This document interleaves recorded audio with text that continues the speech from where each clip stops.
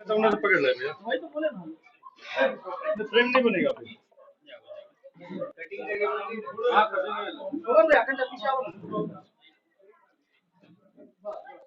दुबे जी हमरा छोड़ के फ्रेम इधर लेना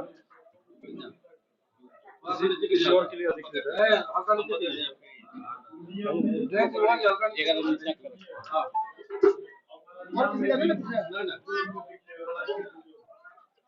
राजद से बागी होकर आज आप राजद से बागी होकर चुनाव प्रत्याशी के रूप में निर्दलीय के रूप में आप खड़ा हुए हैं। सबसे पहले आप तमाम लोगों का, तमाम मीडिया बंधुओं का मैं स्वागत करता हूं कि आप लोग सिक्की जैसे सुदूर देहात में आज हमारे यहाँ पहुंचे।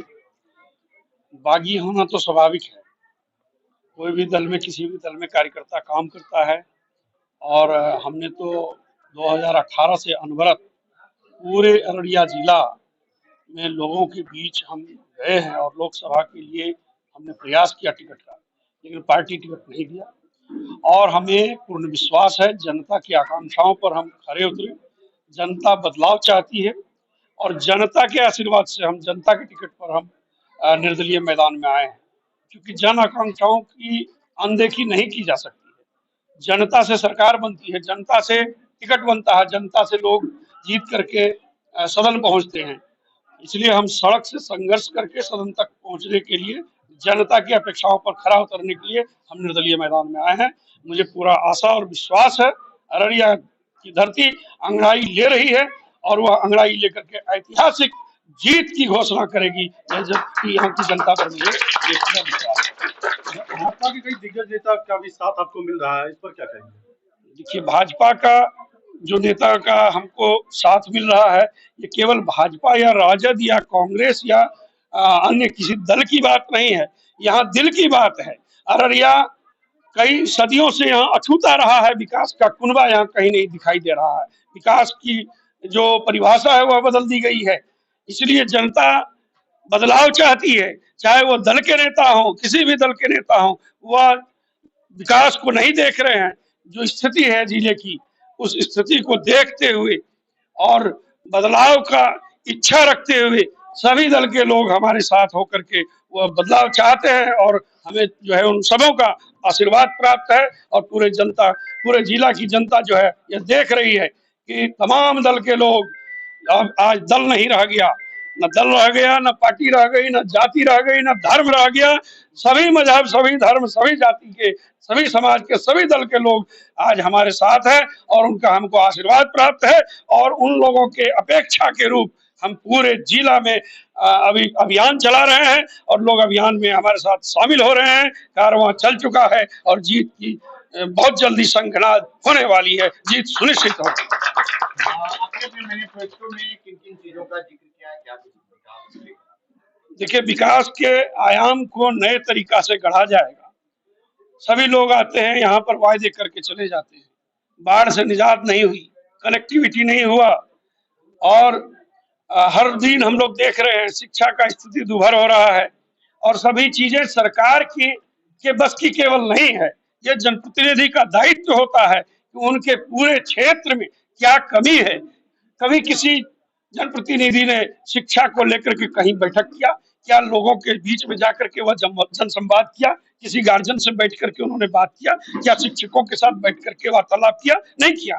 ना ही किसी डॉक्टर से बैठ करके वह बात किया, ना ही किसान, रोजगार करने वाले बेरोजगार मजदूरों से बात किया।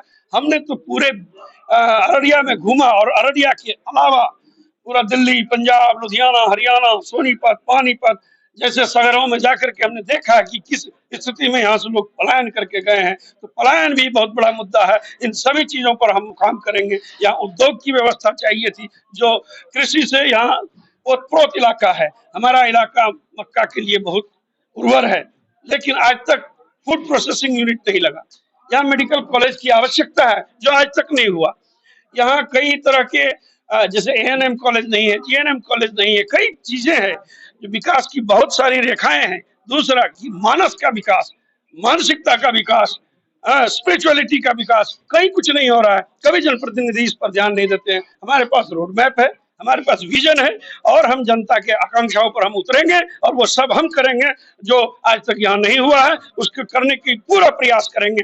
और मुझे विश्वास है जनता हमको देख रही है और गगनचुंबी तरीके से लोग देख रहे हैं कि क्या सचमुच में यहाँ बदलाव होगा। तो मैं जब घूम रहा हूँ तो मुझे विश्वास होता है कि बदलाव सुनिश्चित है, अररिया की जनता ने ठान लिया है। क्या कहेंगे अररिया की जनता को, क्या कहेंगे जो कि ऊपर पार्टी को देख करके वोट देते हैं? अररिया की जनता फर्क को समझती है, झूठ और फरेब अब नहीं चलेगा।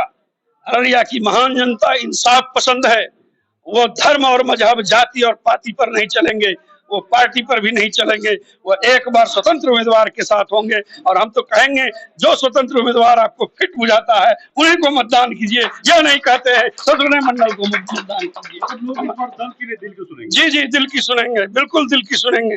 कारण है इसका, सबने ठगने का काम किया है इलाके को। हम जहां भी गया कहीं भी दूर दूर तक कोई विकास का धारा नहीं दिख रहा है। रोड बनाना विकास नहीं है, पुल बनाना विकास नहीं है, वो तो सरकार का काम है।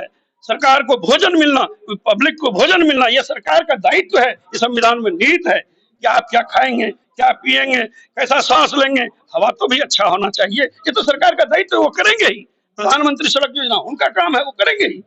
मुख्यमंत्री सड़क योजना उनका काम है, वो करेंगे। लेकिन हम जनप्रतिनिधि होने के हैसियत से हमने क्या किया? हमने तो जनता को धोखा दिया है और उस धोखे से सब लोग जान रहे हैं कि क्या स्थिति है, क्या स्थिति शिक्षा का है, क्या स्थिति चिकित्सा का है, क्या स्थिति गरीब कमजोर मजदूर लाचार जो पलायन करके यहाँ से दूसरे प्रदेशों में जाते हैं, उद्योग की व्यवस्था यहाँ नहीं है, वो सब व्यवस्था हम लोग करेंगे। और जब हम जीत करके यहाँ से जाएंगे, जनता जहाँ चाहेगी, जिधर मोहर लगाने कहेगी वहां हम मोहर लगा करके जनता के आशीर्वाद से जाएंगे। और जनता हमें विश्वास दिला रही है, आशीर्वाद है उनका।